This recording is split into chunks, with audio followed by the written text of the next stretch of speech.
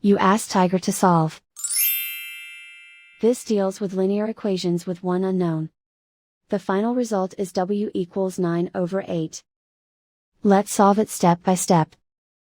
Group all constants on the right side of the equation.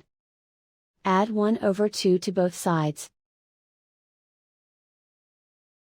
Combine the fractions.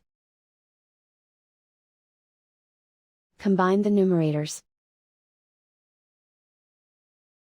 Reduce the zero numerator. Simplify the arithmetic. Find the lowest common denominator. Multiply the denominators. Multiply the numerators. Combine the fractions. Combine the numerators.